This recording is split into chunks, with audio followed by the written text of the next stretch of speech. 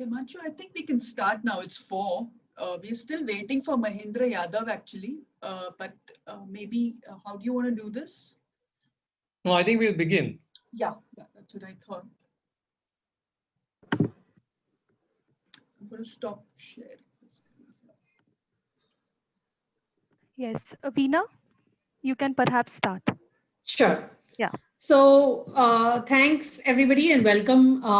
Thanks for joining us and welcome. This is the 4th webinar in the series on critical engagement with floods organized by the Water Conflicts Forum. This one is entitled Climate Change the Only Event, Only Villain?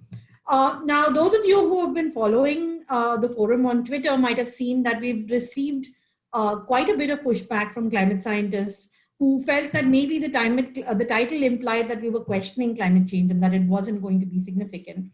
And that's obviously not the case.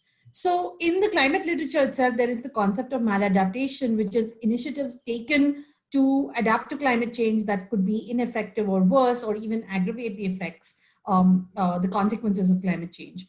But that's even not quite the topic that we were intending to discuss today.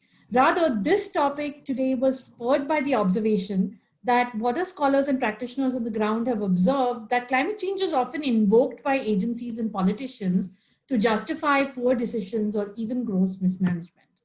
So, in fact, in the hydrologic literature itself, a new term has emerged called climatization, which was originally defined as framing framing a disastrous event as being caused by climate change in order to distract the discussion from the real problem, which might have a different root cause. Over time, that definition has been slightly softened to defining it as the overemphasis of climate factors relative to demonstrated quantitative impacts from other anthropogenic factors. So the intent of today's webinar is to shed light on this phenomenon, why it is invoked and why it's happening, and then also how we might go about disentangling the climatic drivers from other drivers, and to recognize and have a wider discussion on where climate change is being is being invoked ostensibly for vested interests or other reasons. So procedurally today we have 3 panelists and the panel discussion is going to be moderated by Himanshu, who will speak in a few minutes. Following the panelists' initial comments of about 10 minutes each, we'll open up the floor for question and answer, and we encourage the attendees to type their questions in the question and answer window. I will moderate the Q&A session, calling out the questions and addressing them to the panelists that they are addressed to. And if there are any remarks that need to be made in Hindi, either in the chat box or one of the panelists today may speak in Hindi, in which case we will attempt to translate the comments into English in the chat box. So if you are not English Hindi speaking, you can read a summary in the chat box as well as watch the presentation. Finally, we will end with a 1 minute closing statement by each of the panelists, followed by a summary and a vote of thanks by Himanshu Kulkarni. So welcome all to this discussion again, and Himanshu, over to you. Thank you so much, Veena. And good afternoon, friends. We'll actually begin straight away, and I'm going to invite Dr. Jagdish Krishnaswamy to give the first presentation. But before that, maybe a very quick introduction to Jagdish, as I've known him. Jagdish is a friend who works for ATRI, and he's an ecologist. He's a PhD in ecology, but he has a variety of interests. And among many of his interests is the ecosystem services, or the ecosystem, the entire ecosystem around rivers and river basins. So without more ado, and I'm sure you'll actually see a more elaborate introduction to Jagdish in the chat box while he's speaking. So over to you, Jagdish. 10 minutes. I'll sound a warning at 8 minutes, and I'm requesting you to close by the 10th minute. Over to you, Jagdish. Yeah, I'm just sharing my screen. Can everybody see it? Yes, Jagdish. Yeah, so thanks, Himanshu. So I'm just going to present an overview of this pretty complex issue on behalf of the work that my colleagues and I have been doing for over a decade. And to give a ecological perspective on floods, and I want to just mention that even though Himanshu described me as an ecologist, I'm actually a civil engineer and then an environmental scientist, and in some sense dabble in ecology. But I have become a converted ecologist.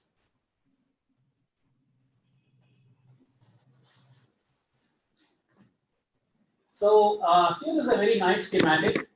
It shows a river flowing from the headwaters. It could be the Western Ghats, it could be the Himalayas, and all the way up to the estuaries and deltas.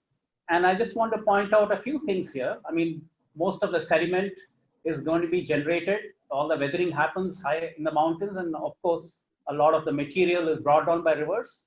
And then I just want to point out that that as the rivers are coming down, we can see an example here of a dam, and the dam is of course having a reservoir behind it, and then we can see that there is some regulation of both the water as well as the sediment coming out from the dam. So here is one example where even with varying climate and climate change happening, because of the overwhelming impact of a reservoir on both the flow as well as the discharge, flow discharge as well as the sediment discharge coming down the river, you can see that it's might be a little difficult to even detect the effects of climate change on various variables, including the temperature of the river water and so on, because the reservoir is going to modulate all of that. So that's one thing to just mention. And also I just want to draw your attention to the role that natural floods play in maintaining the productivity of the riverine ecosystem. So all the way from subsurface flows which are fed by groundwater to low flows which are also fed by groundwater. Then you have peak and monsoonal flows, and you have major floods. You can see that all the higher levels being shown here in different hues of blue and gray. And you can see that these floods are important for maintaining very productive ecosystems in the floodplains, both for biodiversity, for agriculture, for various, and then all the way to the fisheries in both the river as well as in estuaries and deltas. So in some sense, this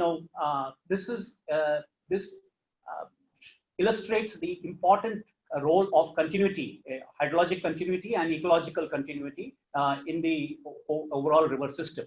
Now, some years, a couple of decades ago, generally floodplains were thought of as being influenced by floods, of course, but there was a view that the nutrients and the materials coming from upstream, some fraction of that organic matter and so on was redistributed in the floodplain, and then whatever wasn't consumed or assimilated within the floodplain would be allowed to go downstream. But that paradigm shifted, in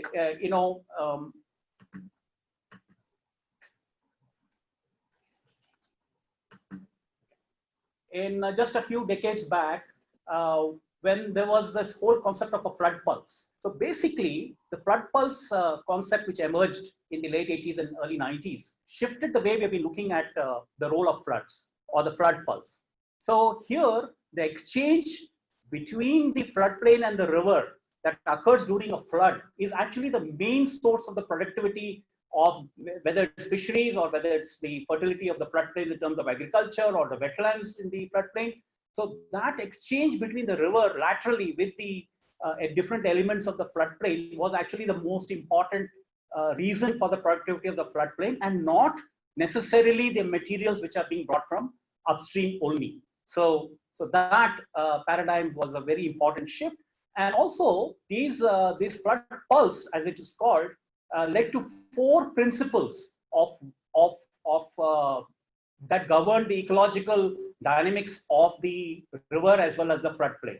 One was that this flooding, whether it's from the wet season and dry season every year to major floods once in every few years, that results in a very complex habitat various river islands, different types of river banks, different types of substrates being deposited and eroded. And so this complexity of habitats that you see because of the flood pulse, that leads to a high level of biological diversity. So that's principle one. The second principle is that many species of fish and many other biota that live in the river and in the floodplain, their life history patterns, whether it's spawning or recruitment, is all related to the triggers provided by the flood pulse.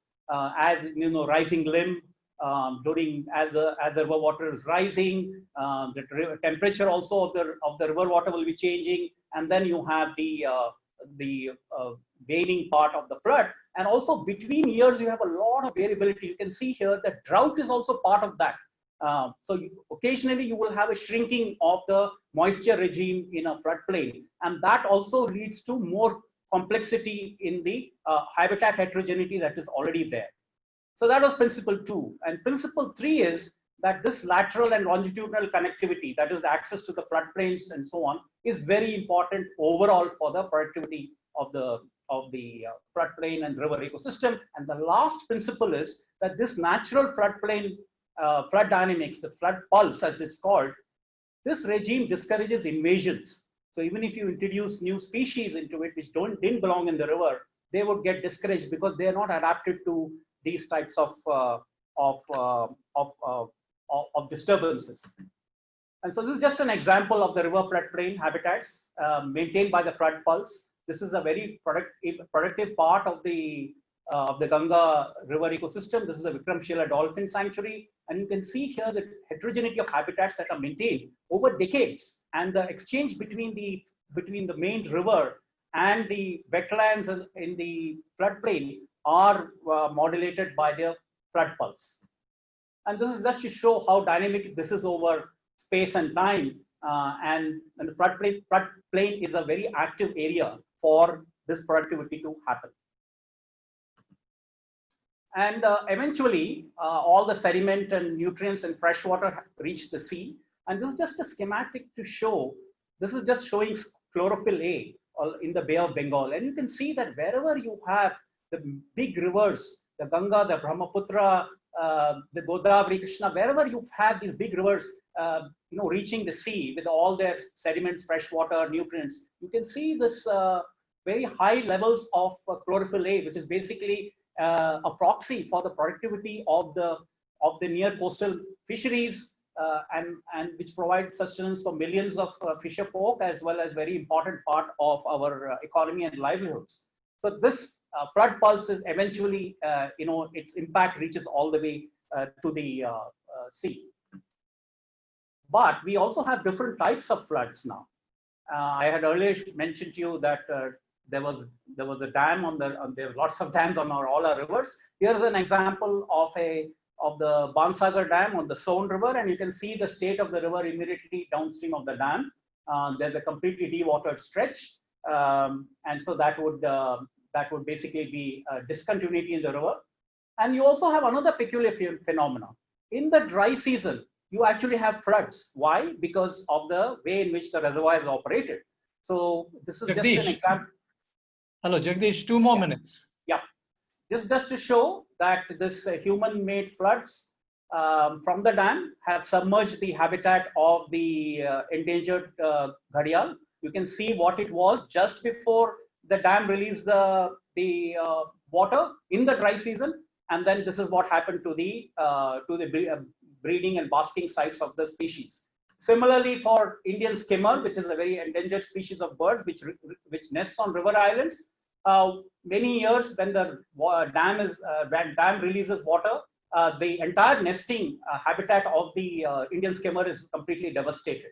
And when they maintain very low flows, what happens is that these river islands, which earlier protected the Indian skimmers from predators and from sand mining and so on, when there are extremely low flows because of the way in which the dam and the reservoirs are operated, you have connectivity with these banks, and then feral dogs and humans and tractors come, and so you also have disruption of the habitat.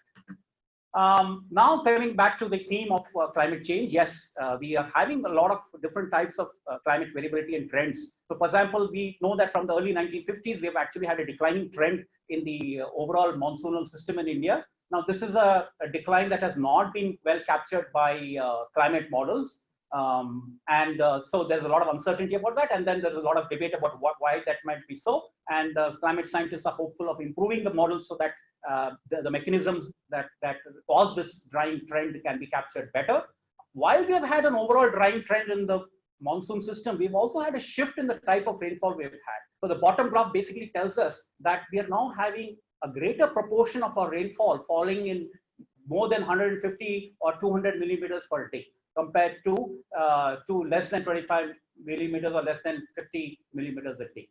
So that shift has happened. So we have a little bit more, we have a more intense rainfall coming, which is definitely one of the predictions of climate change. Now, here are the things I mentioned. These are now fish, alien fish, which have already been found their way into our rivers. So the changes in the river regimes brought because of our hydrologic regulation, as well as deliberate introductions, accidental introductions, have led to the proliferation of these alien invasive species. And this, we believe, is a combination of the impact of dams and reservoirs, pollution, various other kinds of degradation, but also, in the future, this could get exacerbated by climate change. So overall, my last message is that, we really need to look at non-climatic stressors. They pose direct and serious threats to river ecosystems. And these non-climatic stressors, of course, include things like pollution. They, of course, include all the impacts of dams and over-extraction of groundwater and excessive use of water in various sectors of human endeavor, but also hunting and removal of species or overexploitation of species which are found in the river. Those are all non-climatic stressors. And so the mitigation or avoidance of non-climatic stressors is crucial for future success of adaptation to climate change. So climate change is actually probably having an impact already on our river systems, but because of these non-climatic stressors, we are not able to tease apart. That's one reason. The second is that by the time climate change impacts start happening, we actually should have some river ecosystem left for adaptation to and mitigation and so on to emerge. So that's where I would like to end here. Thank you, Himanshu. Thank you, Dr. Jagdish. So without more ado, I think we'll go to the next speaker. If you can mute yourself, Dr. Jagdish. Yeah. So our next speaker today, our next panelist today is Mahindra Yadav. Mahindra is an activist from Kosi and is the coordinator of the Kosi Navnirman Manch. The KNM was established in 2008, and since then, Mahindra has been working closely with the flood-affected communities and their rights, especially in Madhepura and Supaul blocks in Bihar. Before that, he did a lot of work on the RTI Act. Incidentally, Mahindra is a member of the National Coordinating Board of the National Alliance of People's Movement. And as with Jagdish, we are also going to show a more elaborate bio profile of Mahindra in the chat box. Mahindra, आप शुरू कर सकते हो.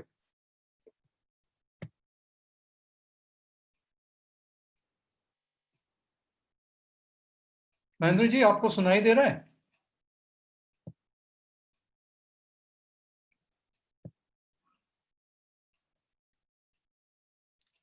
हाँ जी, आप शायद mute हो, आपकी आवाज नहीं आ रही.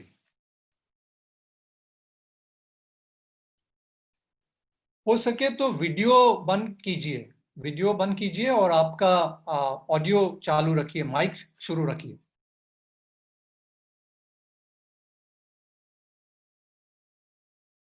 Hello Mahendra ji.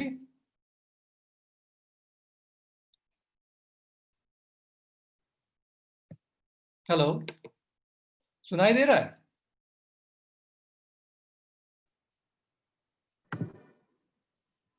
Himanshu, he still seems to be on mute. Mahendra ji, आप म्यूट पे है, आपको अनम्यूट करना पड़ेगा.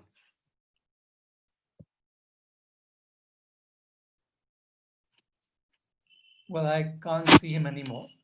So should we then go on to the next speaker while we reconnect with Mahindra ji? Yes, Himanshu, you can do that. Yeah. I think let's try that. Yes. So anyway, sorry for that. Actually, Mahindra Yadav is sitting in a remote location where internet connectivity is always a problem. So we'll try to get him back as soon as possible. But therefore, in the sort of let's the sort of importance of time, let's go on to the next speaker. Our next speaker today is Nidhi Jamwal, and Nidhi is, someone who has worked on both environment and development issues. She is the environment editor for Gaon Connection, India's largest bilingual rural media platform, with experience in environment and development journalism over 20 years. She's reported for a variety of publications, Down to Earth, The Wire, DNA, India Climate Dialogue, etc. I think very recently she won the IHCAP CMS Environment Journalist Award under the special category for reporting on climate change in the Indian Himalayan region. So Nidhi, without more ado, over to you. Thank you so much, Himanshu. So basically, the first point that I really want to make is that when even I was told the theme of this webinar, it kind of raised a few questions in my mind, which Veena also spoke about, which I think I had also shared with Eklavya. So basically, what I am going to do is to speak at two levels. One is to say that yes, climate change is for real. So we can't deny the fact that there is no climate change. Having said that, that is also no reason for us to blame everything on climate change and say that because rainfall happened and because climate change is happening, so we can't do anything about it. The scientists have been telling it for almost 2 decades now that climate change is happening. It is for real. So it's time we pull up our socks and start acting on it. So can we just go ahead with the presentation? The next slide. Neha needs to change that. Sorry, I don't have. Okay. So basically, just try to quickly put together. My presentation is not as fancy as Jagdish. I just quickly put together a few things. So this is just like to give a picture of how the politicians are actually using climate change as one of the reasons for their failure to deal with floods in the country, whether it is Nitish Kumar. I think Mumbai every year we have floods, and we have the Chief Minister blaming that because we had climate changes happening, heavy rainfall happening. So because of that, we are having floods. Can we go to the next one? Okay. Now, first point that I want to really make is that when you're looking at floods and we're looking at floods during the monsoon season, our monsoon is variable. Naturally, there is a natural variability also in our monsoon. So this is the latest actually IITM scientist has put together till this year's monsoon rainfall. This is just showing the monsoon rainfall variability. If you can see the flood years in blue, dark blue, the drought years. So this kind of tells us that there is a natural variability in our monsoon, which is actually now getting exacerbated because of this whole climate change or global warming. So this was just to give a picture of how we have this kind of, sorry, I guess the presentation is not visible. I know. Can everybody see the presentation or should I stop? Nidhi, just hold on. I think some people are able to see it. I think we can see it. Yeah, please go ahead. I think there's some problem at some certain, with some people in the audience, but I think you should go ahead. Yeah. So basically, so this basically shows us that our monsoon is variable.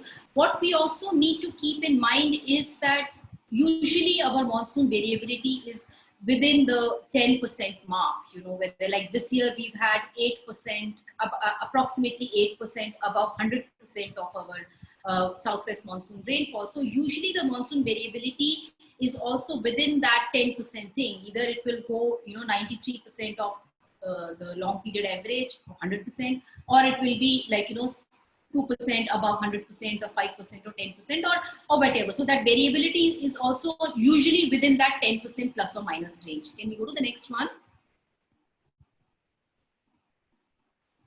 Okay, now, sorry, the source is not very clear, but this is actually taken from an IMD research paper which was published in Mausam, which is IMD's quarterly magazine. July 2018 it was published. Now this basically tells us that how in the meteorological subdivisions of India, we have 36 meteorological subdivisions, the rainfall patterns have been changing from 1961 to 2013. So that's what the data shows. You can see those dark blue, light blue, or whatever, that tells you that at 95% confidence we can say that in J&K it is increasing.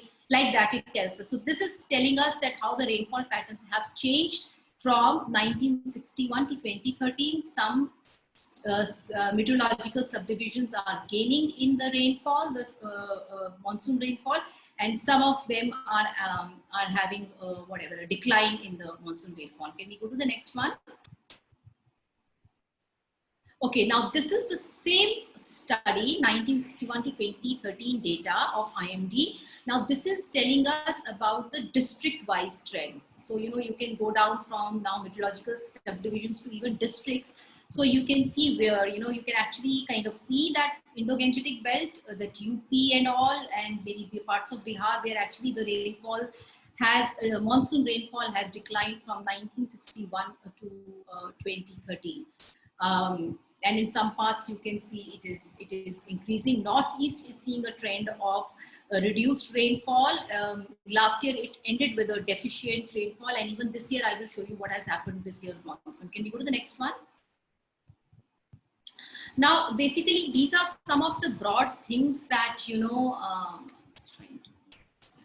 so this is what in the nutshell climate change is doing to possibly our rainfall pattern, which IMD is telling us that of the total districts, 64 districts showed an increasing trend of annual rainfall, whereas 85 show a decreasing trend. Uttar Pradesh has maximum number of districts which is showing a decreasing annual rainfall trends, and these districts they have mentioned. And similarly, Odisha has maximum districts where it is showing an increasing trend in the rainfall.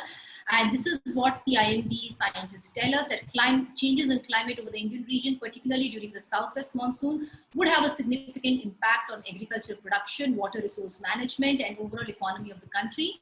And such climatic changes would also mean an increase in extreme weather events, droughts and floods. We can go to the next one. So having said that, and this is what the climate scientists have been telling us for a very long time. So this is not something new that suddenly Nitish Kumar can wake up and tell us that, okay, this is climate change, or, Nepal ne pani chhod diya hai, so flood aa gaya hai. So I think this is all ways of escaping from your responsibilities, and also a kind of a cover up for poor governance that we have in the country. Now, this is something, last year, how the weather, how heavy rainfall is. So if you speak with Dr. Rajivan of Ministry of Earth Sciences or IMD scientists, overall the point is that possibly the overall rainfall quantity may not be declining, although there are studies which are showing that our southwest rainfall is actually declining, because of which the IMD has also changed some of its baselines and all. The point is that even if Mumbai is getting total rainfall or whatever annual rainfall, maybe 2,500 mm it receives, although this year it's received way beyond that, that rainfall which used to be spread over, say, a week's time or 10 days period is now coming in bursts. It's coming in a matter of maybe 8 hours in a day, which is why you will see this huge urban flooding, and the same thing is also happening in rural areas, especially in Northeast. Last year, we analyzed some IMD data, and it showed that Northeast region was actually facing a huge southwest monsoon rainfall deficit. They were all red. And suddenly in a week of heavy rainfall, which is from July 11 to July 17 last year, look at the numbers, the kind of rainfall they received. Arunachal Pradesh received 105% above normal of that week rainfall. Tripura is... Nidhi, sorry to interrupt. Nidhi, 2 more minutes. Yeah, sure. This is, I think, second last slide. So this is basically telling us that, of course, when any region receives such huge heavy rainfall, it becomes difficult to manage that much of water, which is why you will have landslides or flash floods. We can go to the next one. Now this is this year's rainfall. This is what we've ended. Yesterday our southwest monsoon rainfall season ended, and this is what it looks like. So you would always have some kind of disparity or variability in rainfall in the country, even if you have a normal year. This is what it looks like. We can go to the next one. Yeah, and this is again the same, this year's monsoon rainfall, and this is looking at the meteorological subdivisions, that where we've had deficit and where we have had excess rainfall or large excess. We can go to the next one.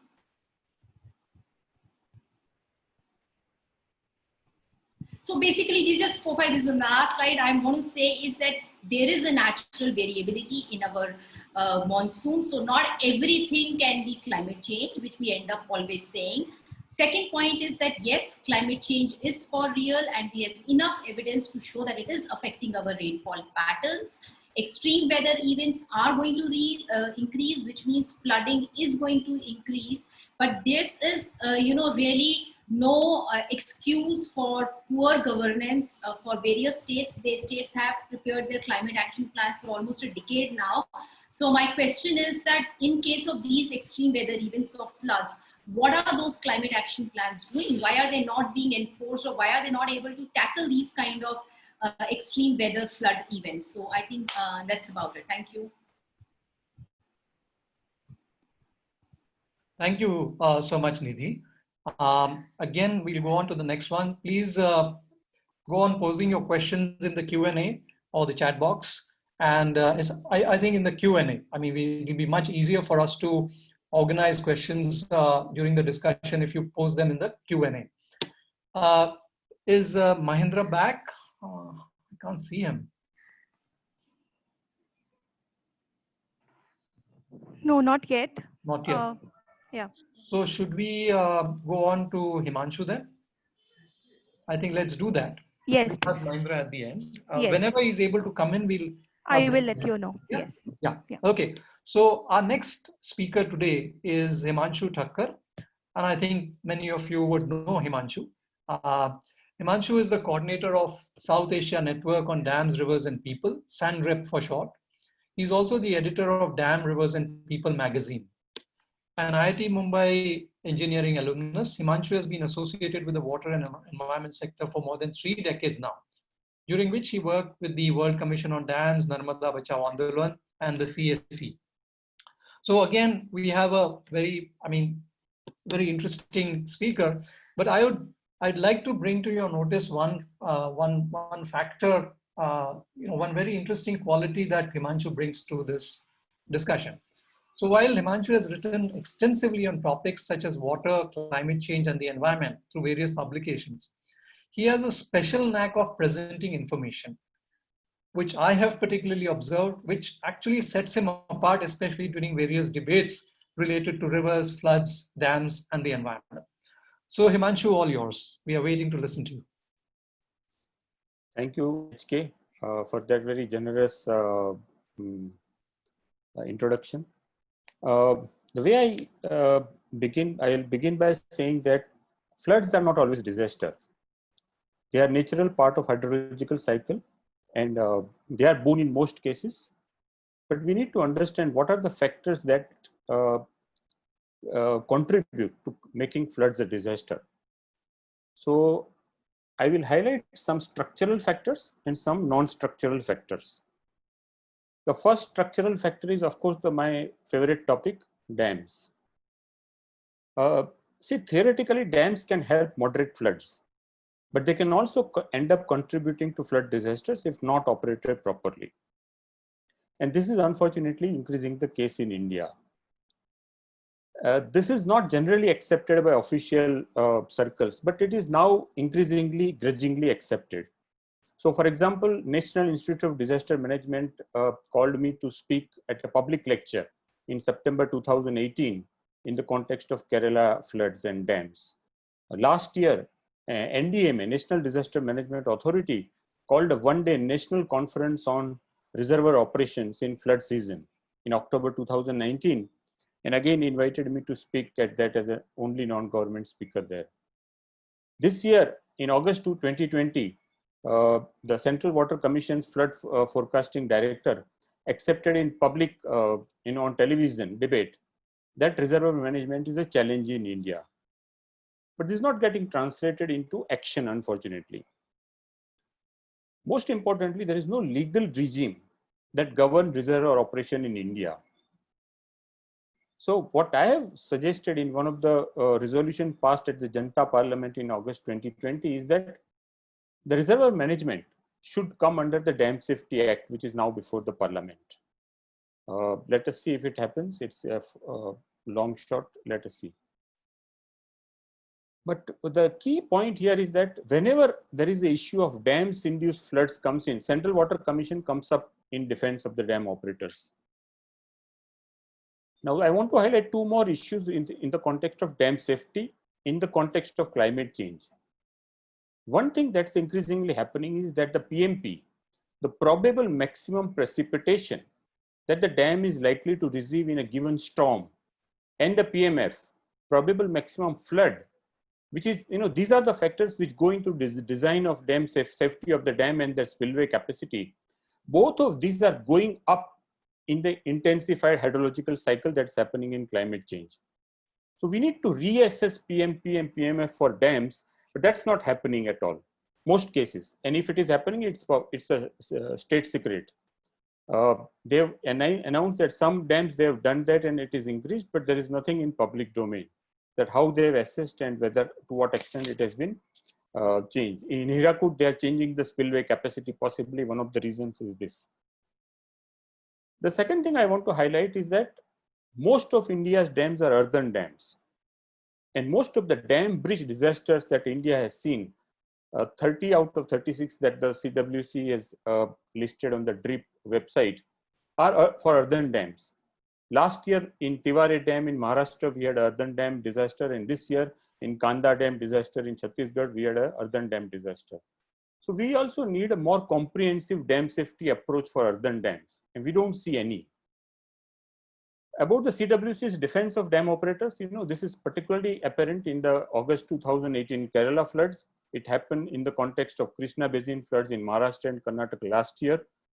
And even Gosikhurd Dam this year, and the Sardar Sarovar Dam, when we raised the issue of dam-induced flood in this context, they also raised the same thing. It was unprecedented floods, and so in the context of climate change, nothing could have been done even if we had emptied the reservoir in advance and so on. This is nonsense actually, but this is being used increasingly. The second structural aspect is the embankments. The embankments are supposed to help us protect from the floods, but when they breach, this is accepted fact. When they breach, they bring a much bigger disaster than the floods that would have happened in an unbanked river. And the breaching of embankments are happening in more and higher frequency. Number of reasons: because of siltation of rivers, changing flow pattern for both anthropogenic reason and the climate change. But the most important reason I feel is that there is a lack of adequate maintenance. And there is again no legal regime governing embankment maintenance. So I have again suggested that it should come under the Dam Safety Act. This becomes even more important in the changing climate because the frequency of dam breach will go up, which means the more disaster floods is going to happen wherever there is a dependence on embankments as a flood protection measure. So there is a lot we need to do in that context. In fact, we need to also assess if some of the embankments are worth decommissioning because they are more costly to maintain than beneficial. So this is another issue. The third structural issue is a broad umbrella under which number of things come. For example, the riverfront development, floodplain and riverbed encroachments, deforestation in the catchment, dumping of waste in the riverbeds and floodplain, unsustainable sand mining, urbanization, construction of bridges, flyovers, riverside roads, waterway projects. All of these are mostly being done without impact assessment or mitigation measures. And some people call it land use changes, but land use changes is a very academic term, and which is very innocuous. It allows the culprits to escape responsibility. So I think we should be very specific in what are the factors which are changing, leading to this. Now all of this again get worse in the context of climate change. So we need to be more. We need to have better monitoring and regulation of all such activities, rather than have none of it, which is what the government is trying to move towards. The second, Himanshu, your 6 minutes are up. Okay. You have 4 more minutes. Right. Thank you. Now, about the non-structural aspects, there are 3. One is flood forecasting, which is again supposed to help us in reducing the flood disaster proportions. But unfortunately, the Central Water Commission is the one which is doing the flood forecasting, and its performance is somewhat improving over the years, and it is being little more responsive. But at the same time, it is very pathetic, and it is not really helpful because it gives a very little warning time. There was a debate in television in August where Kamal Kishore, the NDMA, one of the NDMA members, he said very clearly, very interestingly, he said that if the flood forecasting is to be helpful, it needs to have 4 basic characteristics. It needs to be very location, area specific, which the CWC flood forecasting is not. It needs to be in sufficient advance, which is again not in the case of CWC forecasting. Third thing he said is that it needs to be in simple language. And the fourth thing he said, it needs to reach the vulnerable people. Now, these 4 characteristics are very important if flood forecasting is to help. That's not what is happening. And flood forecasting has a huge role. There is also a role for IMD, and IMD can do a lot more. Is doing a lot, but it can do a lot more to make flood forecasting more useful by having a more river basin specific and river sub-basin specific forecast, and also rainfall information, which is river basin specific and sub-basin specific forecast. So that's not happening. Even rainfall information is not available sub-basin wise. Second, non-structural factors which can, now this is also in the climate change, in the context of climate change, flood forecasting becomes even more urgent because the floods are going to happen with greater intensity and frequency. The second non-structural factor is preparedness. Just broadly, what it includes, for example, having a functional disaster management plan prepared with involvement of vulnerable people, assessing flood carrying capacity of the river at various locations, inundation maps for various flow regimes, emergency action plan when such flow regimes become a reality, emergency action mechanism that will kick in as per the defined and pre-declared standard operating procedures, among number of other factors. These is the kind of preparedness plan we need for every basin and sub-basin, and we lack most of these. And again, climate change should be driving us to make us prepared for flood in this way, but that's not happening. And the third factor is disaster management. Increasingly, we have become good at rescue in the context of disasters, both thanks to NDRF and SDRF, etc. But our performance in achieving prevention of avoidable flood disaster is absolutely pathetic. And we can do so much more to avoid or reduce the flood disaster proportions. It's in fact today, it's nobody's responsibility to ensure that we reduce or avoid the flood disasters. Disaster starts happening just when it is about to happen. There is a lot more we can do to reduce death and destruction. To give you an instance, one more thing we need to do is that if we are to learn lessons from our disasters, then the basic minimum thing we need is that at the end of every flood season, we need to have a report which tells the nation that what happened in that river basin in that monsoon, and how the floods happened and how they were tackled. Now, we don't do that for any river basin for any season, and even for the worst ever flood disaster that has happened, that was Uttarakhand flood disaster of June 2013, where more than 20,000 people could have died. We don't have a report today as to what happened in that disaster. So this is, this again becomes very important in the context of climate change.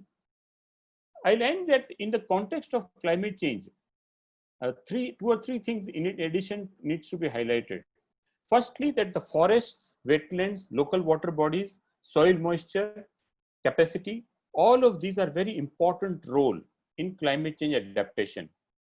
And whenever we make a major intervention that affect these factors, we should be doing hydrological impact assessment and disaster impact assessment. That would tell us the impact of this intervention on the hydrological regime change and flood regime change. This again becomes very important in the context of climate change. And second and related aspect is that the flood extent and intensity depend on how soon the rainfall converts to runoff and how soon that runoff reaches the rivers. So the greater the capacity of the catchment to hold, store, recharge the aquifer, longer will be the time gap by when the rainfall reaches the river and creates a flood. So that, we need to not only protect the existing capacity of the catchments to hold, store, and recharge aquifer, but we need to try and increase it at a local level, in a decentralized level, not through big dams, which is what the government is trying to do. And this again is, I think, very important, becomes increasingly important in the context of climate change. However, instead of doing honest assessments, formulating effective plans, and achieving compliance to achieve the above, our government wants to reduce the need to do all this. This is apparent in the EIA notification draft that is circulating, but in many different ways. So the question arises, are we doing everything in our power to aid and intensify the climate change impact of our flood disaster? Thank you. Thank you so much, Himanshu. Yeah. Yes, I believe we'll go to Mahindra now. Mahendra ji, सुनाई दे रहा है आपको? आप unmute कीजिए। सभी को नमस्ते, और मैं देर से जुड़ पाया इसके लिए खेद है। साथियों, हम समाज बजट में उसी की बाढ़ में गए थे, और उसके बाद से राहत और कई तरह के काम करने के बाद मैं 2016 की बाढ़ जब आई थी बिहार में, एक बड़े भूभाग में आई थी, तो हम जब अररिया के किशनगंज और अनेक इलाकों में जब गए, तो सरकार कह रही थी ये फ्लश फ्लड है, और नदियों से पानी आया और अचानक तेज वर्षा हुई, और हम जब नदी के जो पुराने बहने के रास्ते थे उसमें बहुत सारे अवरोध हो गए थे, कहीं बिल्डिंग बन गया है, जो रोड बने थे, जो कंस्ट्रक्शन थे, जो पुल पुलिया थे, वो सारे पुल पुलिया में पानी निकलने के पर्याप्त रास्ते नहीं होने के कारण पानी नहीं निकल पा रहा था। तो भारी तबाही करते हुए बैकलॉग हुआ और बहुत तबाही मचाया। तो हम उसके बाद से बाढ़ के कारणों पर जब सोचने लगे, तो हम फिर पिछले वर्ष देखते हैं कि कोसी तटबंध के बीच के अंदर के लोग बताए कि इतनी बारिश और इतनी पानी उनके जीवन में कभी नहीं आया था, क्योंकि कोसी तटबंध बनने के बाद से अभी तक लगभग हर साल बाढ़ आती है, और हर साल बाढ़ आने के बावजूद भी पिछले साल जो मानसून शुरू होने के जस्ट बाद और जो 13-14 जुलाई को जो बारिश हुआ अचानक नेपाल में और कैचमेंट इलाके में, कोसी में, तो बहुत ज्यादा पानी आया, और उनको बहुत सारे गांव में लोगों को अपने झोपड़ी के छत पे बैठना पड़ा। चौकी पर कई चौकी जोड़ने के बाद भी पानी में बैठने के लिए विवश हुए। तो हम लोग सोचने लगे कि आखिर में ये वर्षा का जो पैटर्न है क्यों बदल रहा है। फिर पिछले साल हम लोगों ने देखा पटना बाढ़ से डूबने लगा, और स्मार्ट सिटी की परियोजना 3 साल से चल रही थी, और उसके बाद भी स्मार्ट बनने के बजाय बिहार के उप मुख्यमंत्री को सरकार ने रेस्क्यू किया और उनको निकाला। तो एक दिलचस्प बात थी कि ये पानी के जो वर्षा हो रही है वो क्यों इतनी अचानक हो रही है, और हम क्यों बाढ़ कम करने की दिशा में काम कर रहे हैं, तो बाढ़ बढ़ती जा रही है। तो 2016, 2019 और इस साल भी बिहार में लगभग आप मानिए कि सरकारी आंकड़ा है 83,62,451 लोग बाढ़ पीड़ित थे पिछले महीने तक, और मतलब इससे भी ज्यादा बाढ़ पीड़ित हैं। और अभी भी ऐसे इलाके इस वर्ष की बाढ़ में दिखे जहां कभी पानी नहीं जाता था, और वो पानी निकल नहीं पा रहा है। छपरा, सिवान, गोपालगंज, उधर सीतामढ़ी, मुजफ्फरपुर में कई गांव में, कोसी के तमाम गांव में जाने के बाद जो मैं देखा तो पानी निकलने का रास्ता नहीं था, कहीं तटबंध टूट गए और इतनी तेज बारिश हुई, निकलने का रास्ता नहीं मिला और वो पानी जल जमाव के रूप में हो गया। तो ये परिस्थिति है और उस परिस्थिति के आलोक में अगर हम लोग थोड़ा विश्लेषण करने लगे तो हम लोग की समझ बढ़ी कि ये जो पानी हो रहा है वो अचानक क्यों हो रहा है, क्योंकि क्लाइमेट चेंज के एरा में हम लोग घुस चुके हैं और हम अचानक सूखा पड़ना, अचानक तेज बारिश आना, अचानक मूसलाधार पानी होना और कहीं कुछ 2016 में तो सूखा था कुछ समय तक और लगातार सूखा सरकार घोषित ही करने जा रही थी कि फिर बाढ़ आ गया। ऐसी बाढ़ जो आती है कि एक बार सूखा अचानक है फिर बाढ़ आ गई और बाढ़ आई तो इतना मूसलाधार पानी हुआ कि उसके निकलने का कहीं रास्ता नहीं। अभी मतलब 3 दिन पहले तक जितनी पानी इधर हुई है अचानक, बरसों से इस महीने में और इस समय मैंने दशकों से ऐसा पानी नहीं होता था इस समय। तो वर्षा का जो पैटर्न है उसमें बदलाव हुआ है, सूखे के पैटर्न में बदलाव हुआ है। तो ये बदलाव क्यों हुआ है? क्योंकि हम ग्लोबल वार्मिंग की तरफ जा चुके हैं और हमें जब जा चुके हैं तो उससे बचने के रास्ते खोजने होंगे।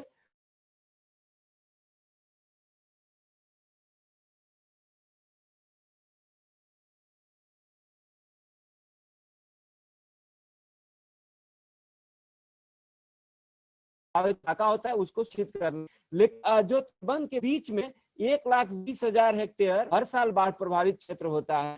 पूर्वी कोसी बंध के बाहर 1,82,000, पश्चिमी कोसी तटबंध के बाहर 1,23,000 वाटर लॉगिंग से बाढ़ आती है। इस तरह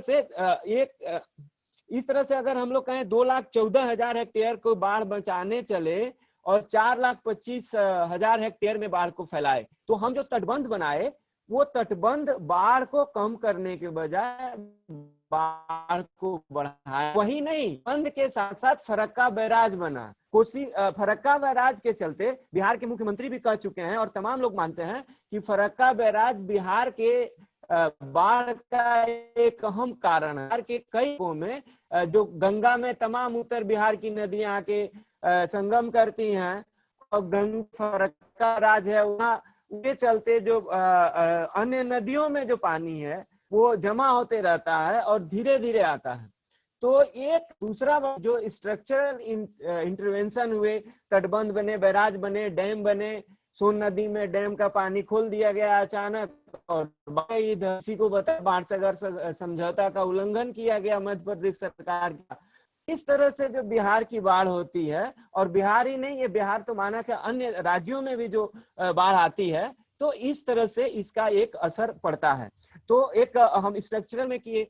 इसके साथ दूसरा जो स्ट्रक्चरल का भाग है कि इसमें हम लोग कम ध्यान देते हैं कि जो पहले पानी निकलने के रास्ते हुआ करते थे, जब समय खर्चे उतना जल निकासी के लिए जितने पुल पुलिया की जरूरत है उतना पुल पुलिया बनाया नहीं गया। जो स्वाभाविक जल निकासी के मार्ग थे वो अवरुद्ध कर दिए गए और इसके चलते जब भी फ्लड भी हो तो भी नहीं निकल पाता है और तटबंध टूटता है तो और नहीं निकलता है। 2008 का कोसी तटबंध टूटा था और पानी निकलने के रास्ते के गांव में उतनी बड़ी त्रासदी हुई क्योंकि पानी जाने का नहीं था। आगे तटबंध टूटा तो वहां नेशनल नेपाल मार्ग था, उसके बाद कोसी पूर्वी नहर थी, उसके बाद से आगे चलिए तो बिहार में एक नया 4 लेन बन रहा था, वो था।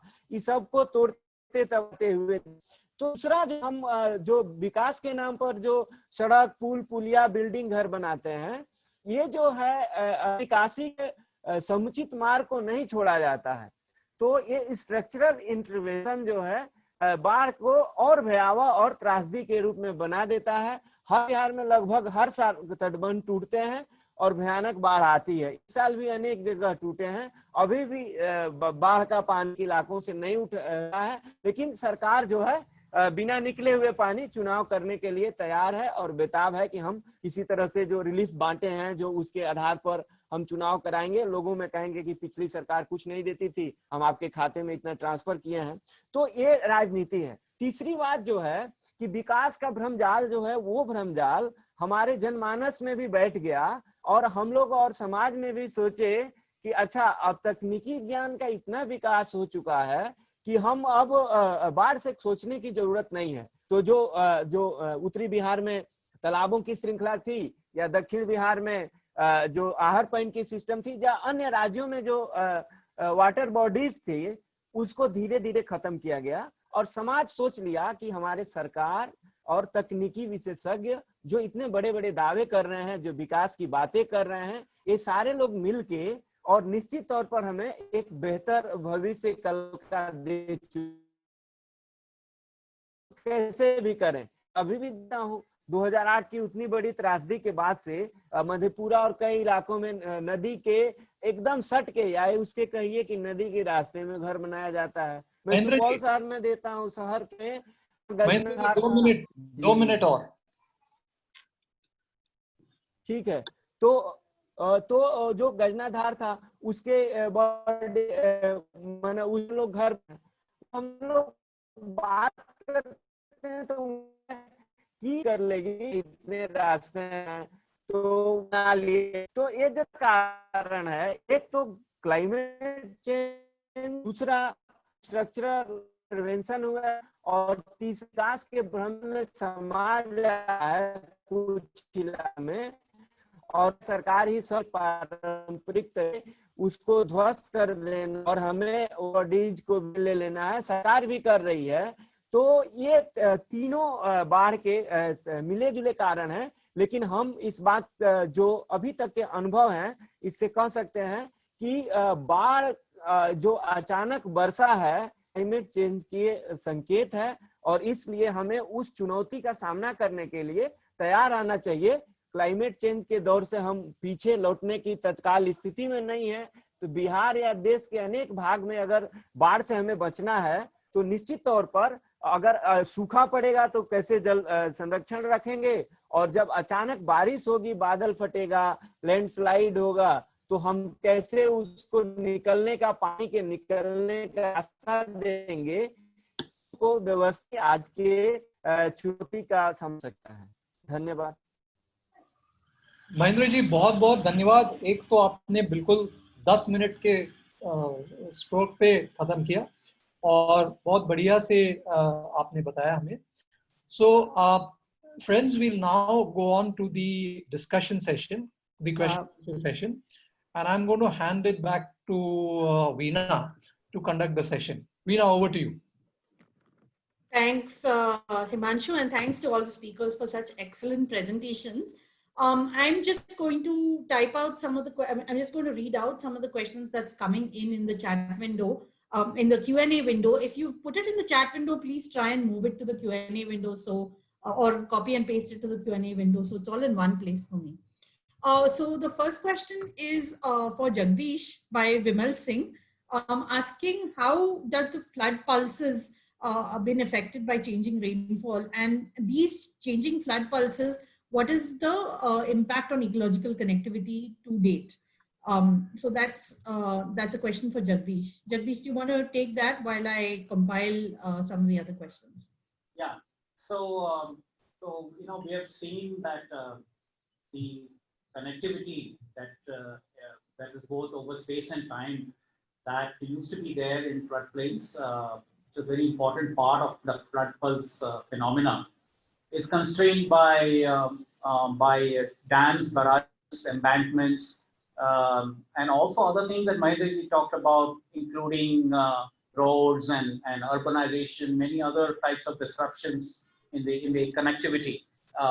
So if you really look at trying to tease apart what has happened because of the more intense rains that we have had in the last few decades, we simply don't actually have the methodology right now to tease apart what were, you know, where 70 to 80% of the impacts on the flood pulse or the disruption of the flood pulse is happening because of non-climatic drivers. And then we are seeing probably there is an aspect of the changing rainfall regime also adding to that, but it's going to be methodologically very difficult to tease apart. So I would say that we would really need to embark on a lot of more finer scale studies using a lot of different types of variables before we can actually start attributing how the changing rainfall regime is likely to be impacting the flood pulse. But one prediction that we can easily make is that if you're going to have, for example, in Mumbai, we had 950 millimeters of rainfall falling in one single day. In Chennai, we had 225 millimeters falling in 1.5 days, which is phenomenal by the northeast monsoon standards for that time of the year. And these are also being reported from other parts of the country. Now, this is going to be a very different type of flood pulse in some sense, because the hydrologic pathways are going to be different. You're going to have a higher proportion of very quick surface runoff. You're also going to be probably having a lot of destruction of the biota, much more than what would have happened under a natural flood pulse regime. So these are predictions that I'm just making on the basis of what we understand from the more intensive rainfall regimes, interacting with phenomena such as urbanization and of course the existing dams and barrages and so on. So in that sense, I think that this problem is going to get, we are going to have a very different type of flood pulse than what I showed in terms of that nice connectivity between the floodplain and the river and the redistribution of biota, sediments, and overall productivity of the river and the floodplain going up because of the flood pulse. That might actually get diminished. That's a prediction that I'm making based on what we already know. Okay. Thanks, Jagdish. The next question I'm going to address to both Jagdish and Himanshu.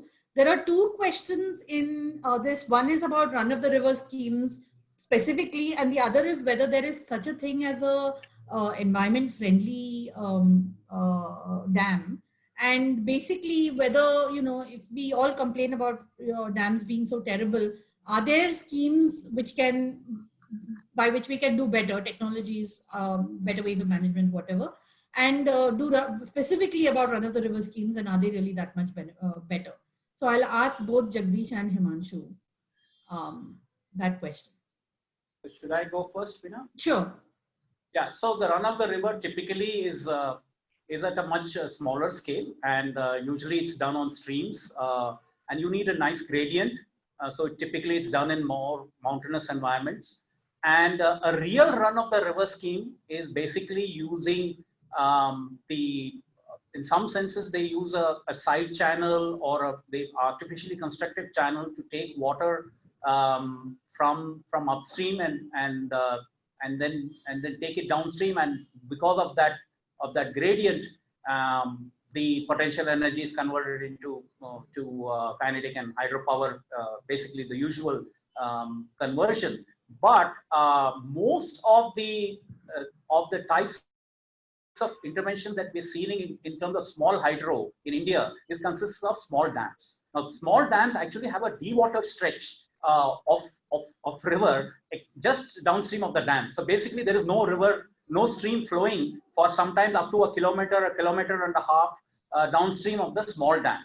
And then there is that channel which takes almost all of that. I mean, it basically there is a release of water from the reservoir behind the small dam, and then there is a cycle of hydropower generation, and then the water is put back into the river much further downstream. So now that is a clear disruption of both ecological and hydrologic connectivity. And because small dams are typically situated in the headwater streams, whether it's in the Himalayas or the Western Ghats, they impact a very endemic species of fish, and they're often located in the middle of fairly good condition forests. So actually their cumulative impact, if you take a series of many small dams in a river basin, in the headwater areas of the basin, they could actually be having a much more negative impact on the ecology of the streams and the river basin compared to one moderately sized dam. So that is what the evidence from different parts of the world suggests. So run-of-the-river schemes can be considered, but they also should be subject to environmental scrutiny because, and also there are limits to how many you can have in terms of impacts at the headwater scale. So that's basically where I would, I mean, that my response would be, and over to Himanshu. Okay, see, first of all, this is a webinar on flood issues. And raising this run of the river and small dam and environment friendly dam, etc., is going beyond the terms of this webinar terms. But since question has come and I've been asked to answer, I'll answer. There are a lot of mysteries, you know, myths around this ROR, run of the river dam. Even India's most famous, well-known environmentalist has this misconception that, oh, run of the river dams don't have dams, actually. That's wrong. Every one of the run of the river dams, run of the river projects has dam, every one of them. And particularly now there are two kinds of, so, you know, I think in his response, Jagdish should have demarcated two different things. One is run of the river projects and other is small hydropower projects. Small hydropower projects are defined as projects with capacity less than 25 megawatt installed capacity. Those small hydropower projects can be of two types, run of the river projects, or it can be storage type projects. Both types are possible. And both don't require any environment scrutiny, no EIA, no appraisal, no environment management plan, no public consultation, no monitoring, no compliance. This is disastrous. So we have been saying for long that every project with installed capacity more than 1 megawatt, irrespective of whether it's a storage or ROR, should have should require environment clearance. Coming back to the projects above 25 megawatt run of the river projects, again, to compare them with the storage projects is what I sometimes say is comparing not apple and oranges, but possibly apple and pumpkins actually, because they're very different actually. A run of the river project has a huge tunnel,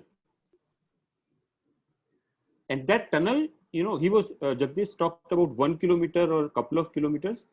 It can dewater 50 kilometers of river.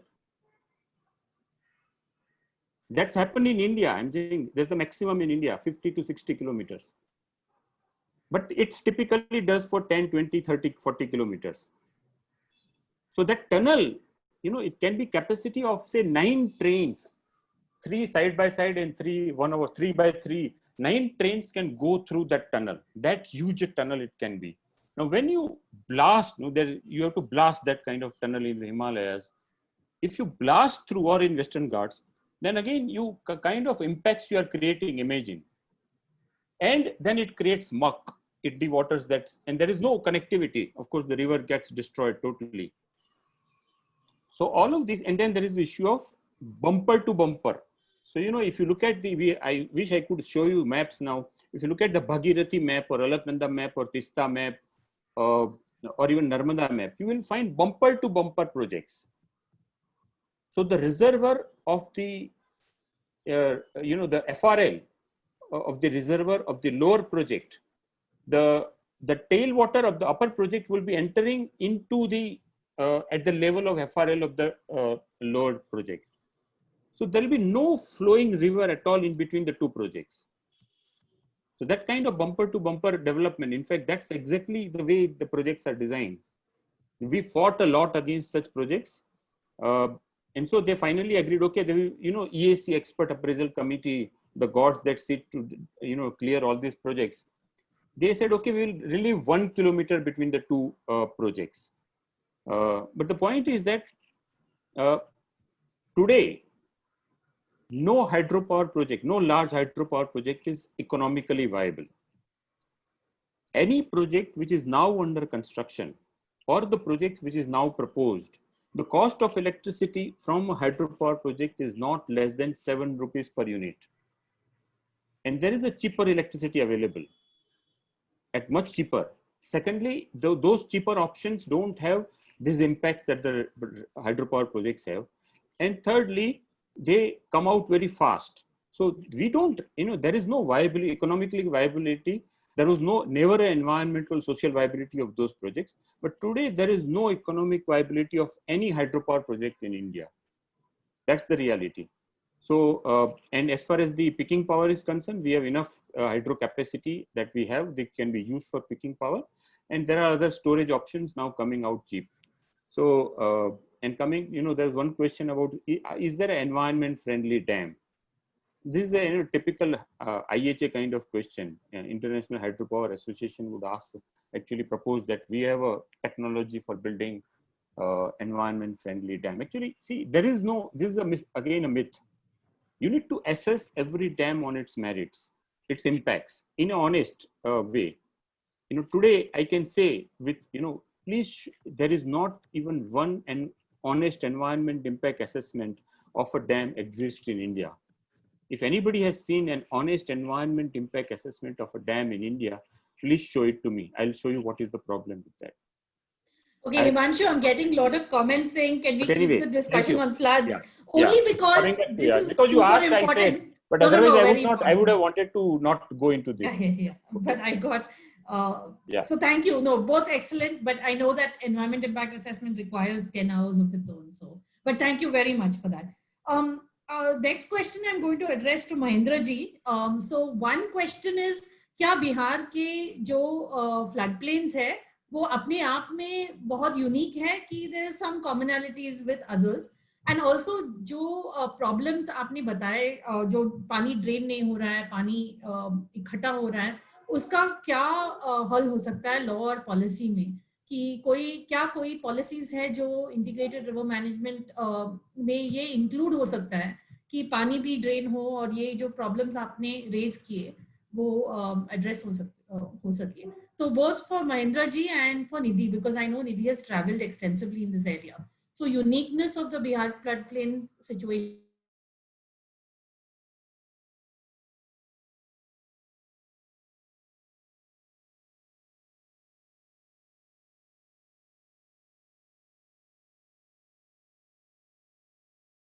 आप address कीजिए, वो भी address कीजिए. देखिए, उत्तर बिहार की नदियां अपने में जुड़ी हुई हैं और सभी नदियां आके गंगा में संगम करती हैं. तो उत्तर बिहार में इन नदियों का कैचमेंट इलाका है, सारे कैचमेंट क्षेत्र में लगभग एक साथ जाता है और सभी वो नदियां हिमालय और उसके आसपास में से निकलती हैं. तो सुन जाता, वर्षा होती है, नदियों में पानी है, तो ये बहुत अच्छा सरकारी एक तरह से रिवर लिंकिंग, तो ये रिवर लिंक नहीं होने रहा है क्योंकि नदियां अपने में जुड़ी हुई हैं और सरकार रिवर लिंकिंग के नाम पर बनाया था. आपको जो सरगति से गति है वो कोसी नदी पूर्वी नहर के से उसको 20 किलोमीटर रिपोर्ट है, उसके बाद उसको मेची नदी में मिलेंगे और नदी को महानंदा में बनाएंगे. प्रोजेक्ट है, कहा गया है कि हम के बीच के लोग, तो जो रिवर लिंकिंग का जो update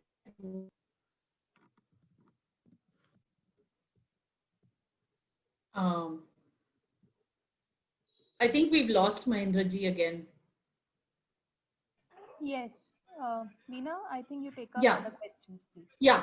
Nidhi, do you want to kind of talk about that? Okay, he's back. Mahendra ji? Just request him to put his video off. Yes, yes, I was just going to do that. But I'm not hearing him. Mahendra ji? हाँ, तो दूसरा है महेंद्र जी, एक minute. जो पूर्व मुख्य महेंद्र जी, आप अपना वीडियो बंद कीजिए क्योंकि कर दिया बहुत कम. हाँ, वो ऑलरेडी ठीक है. अभी 1 मिनट के लिए आपका आवाज नहीं सुनाई दिया, तो आप थोड़ा रिपीट कीजिए जो आपने लास्ट 2-3 सेंटेंसेस जो मैं बोल रहा था कि कोसी मेची लिंक में जब उसके कागज को देखा है कि हाँ सिंचाई का प्रोजेक्ट है और उस प्रोजेक्ट में कोसी नहर से जो पानी भीमनगर से निकलता है उसी पानी को ले जाएंगे आप मेची नदी में.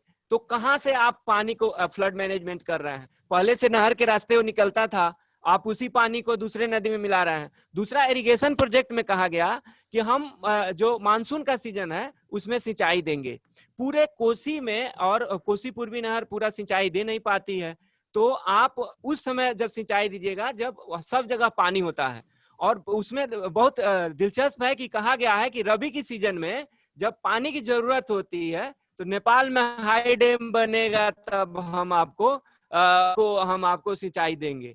तो इस सब्जबाग नदियों को उत्तर बिहार के जोड़ने का दिखाया जाता है, लेकिन दरअसल नदियों को कहीं भी आपस में जुड़ी हुई हैं वो उसका विकल्प नहीं है। अलग अलग नदियों के कैचमेंट इलाके, फ्लड प्लेन एरिया अलग अलग है। सभी नदियों का अपना नेचर है और सबका अलग अलग है, और इसलिए उसको हम अलग से ही उसके लिए योजना बना सकते हैं। और फ्लड मैनेजमेंट के दृष्टि से अगर देखें, उसको लॉ और पॉलिसी के दृष्टि से देखें, और जो जल निकासी नहीं हो पा रहा है उसकी दृष्टि को देखें, तो उसको इंटीग्रेटेड प्लान करना होगा कि हम जो तमाम जो अपने अभी तक जो हम डैम तटबंध बनाए, जो तटबंध बनाए हैं, जो संरचनाओं को खड़ा किए हैं, उनको हमें पुनर्मूल्यांकन करना पड़ेगा कि हम कहाँ कितने पानी को हमको निकालना है, हमारा कहाँ का तटबंध जो है अनुपयोगी है, उसको खत्म करने की दिशा में भी बढ़ना पड़ेगा।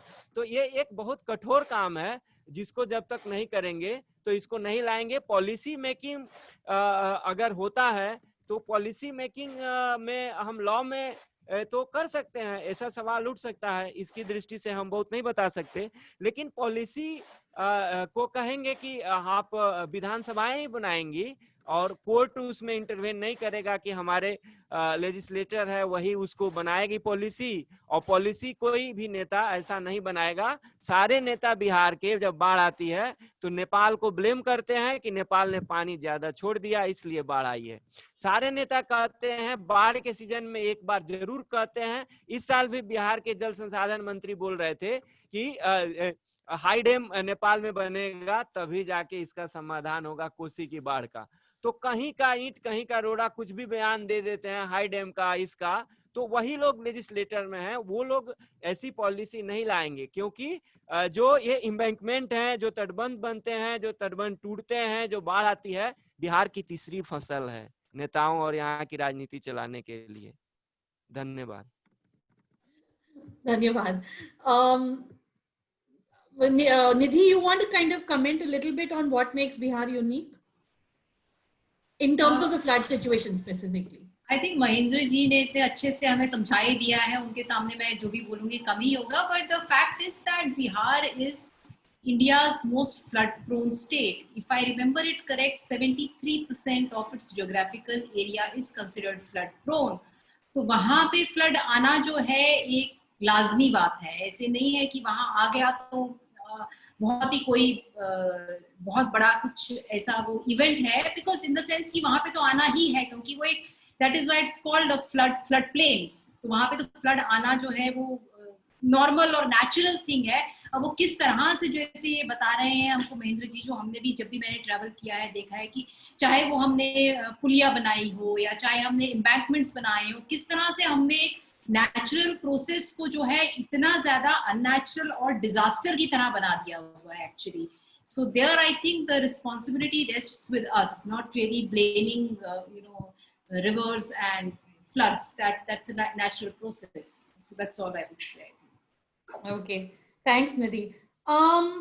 There's a question on for I think Himanshu could address it, which is broadly this issue of possessiveness and secrecy that you refer to in your talk. One part of the question is what is the government doing?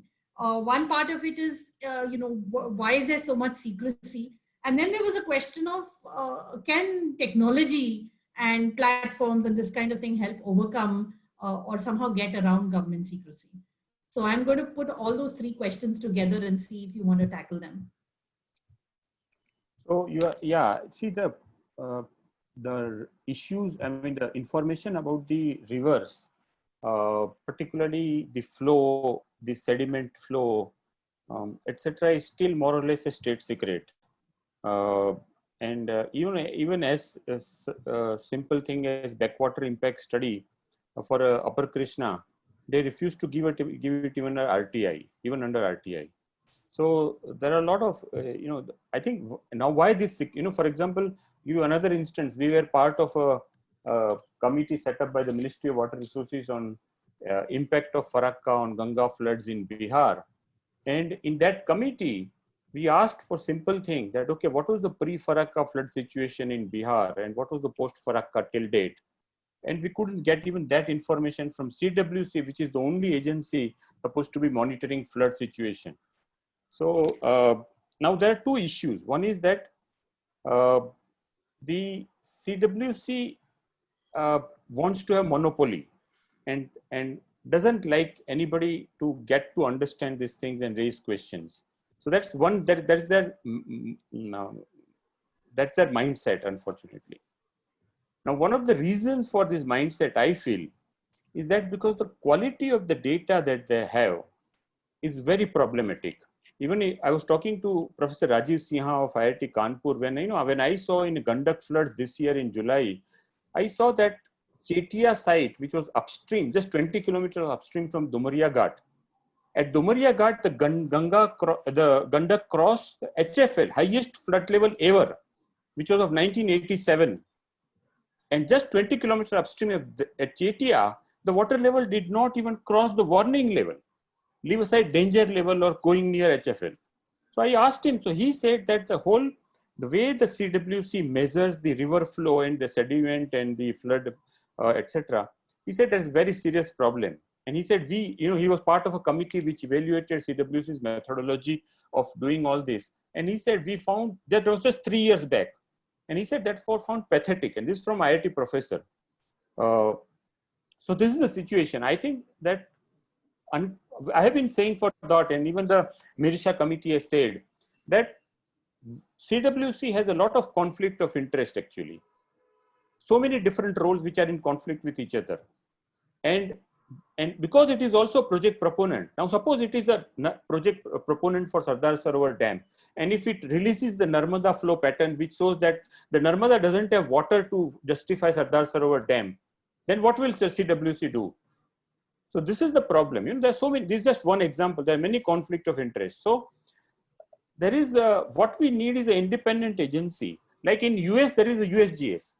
It is the USGS who collects all the hydrological information, including groundwater, water quality, water flow data, sediment flow, etc.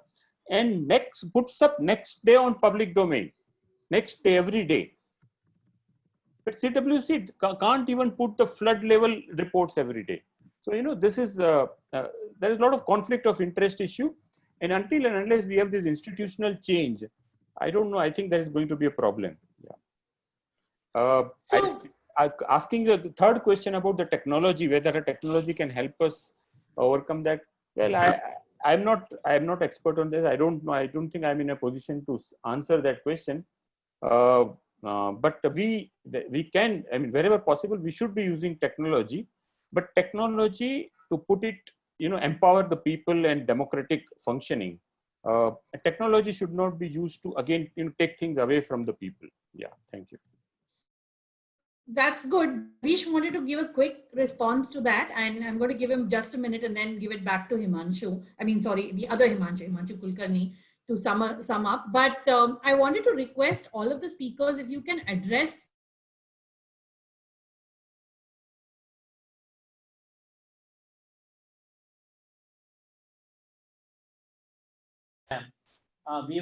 when we started the study, we were informed that there's a minimum of 50 meter cube per second being maintained. And this was informed to us by Central Water Commission and other authorities in the river. And when we actually measured it, and because it was a dry season, we actually had the technology and the ability to do the measurements ourselves. We found that it was 12 meter cube per second. So, this is the difference between what is actually happening and some of the data. And of course, the quality of the data will vary from station to station. It depends on a variety of local as well as other factors. But clearly, we need a very big investment in ability of ordinary citizens to be able to access high quality data. And if required, we should have civil society organizations actually working with the government agencies so that we can actually end up having a national database, spatially explicit data available to all. so that there's at least no controversy over the quality of data. And that's one thing. Second part is instrumentation. I mean, I think that in the catchment areas of reservoirs, and we also need other types of instrumentation which can be telemetered, which can send information very quickly. And I'm not talking about just actually be in some sense like the early warning system for the buildup of the flood event, which might take from a few hours to several days to a couple of weeks. And that early warning, as it emerges in some form of data that is made available on a public platform, would then also enable certain types of decisions to be made in terms of operating the reservoirs and so on. So I think we are still far from that situation. And I think we need to invest in technology and invest in the ability of civil society and government to work together to access such data. Great points. Himanshu, over to you yeah. Yeah, thank you, Veena. So at the end, I do two things. First is a set of quick responses from each of the speakers. Just a 1 minute, concluding remark. All of you have listened to the others as well. And in order to sort of wrap it up and summarize, rather than my doing it, I'll quickly highlight a few points at the end. But I think maybe we can begin with Mahendra ji, एक minute में आप थोड़ा एक summary बताओगे कि आपने इस webinar में आके आपने तो आपकी बात कह दी, लेकिन बाकी लोगों को भी आपने सुना, तो इसके आधार पे एक समरी स्टेटमेंट 1 मिनट में आप दीजिए. महेंद्र जी के बाद we'll have Nidhi, then Himanshu, and at the end Jagdish. Mahendra ji. जी 1 मिनट में यही मैं कह सकता हूँ कि हमें जो बाढ़ के असली कारण हैं, उन कारणों के को जान के हम सभी को मिलके एक प्रयास करना होगा कि हम इनको लोग जो पीपुल्स मूवमेंट चल रहे हैं, लोग हैं, सिविल सोसाइटी है, सबके साथ एक साझा प्रयास करके और जो तमाम रिसर्च के डाटा है और एक साथ एकजुटता के साथ इस मुद्दे को सही सवाल को उठाया जाए, नहीं तो दिग्भ्रमित किया जा रहा है और आगे भी दिग्भ्रमित किया जाता रहेगा. धन्यवाद. निधि. Yeah, I think it's the same thing that I think as people working in the field of environment or whatever, it is important that we kind of somewhere also maintain that balance, that where not everything gets blamed on climate change and where nothing gets blamed on climate change. So I think as I would just want to say that rather than linking then everything to climate change or not linking anything to climate change, both is not right. And I think as people working in this field, we should just need to be careful about that. Thank you, Nidhi. Himanshu? Yeah, see, the fact is that the floods are there, floods are going to remain with us, but the floods are likely to become more and more destructive in the context of climate change. And we really need to be very conscious. Every dam is a potential source of disaster if not operated properly. Every embankment is a potential source of disastrous floods in the outside, for the areas outside embankment, and so on. So we really need to wake up and realize that in addition, what all we are doing to the catchment is going to increase the flood possibility.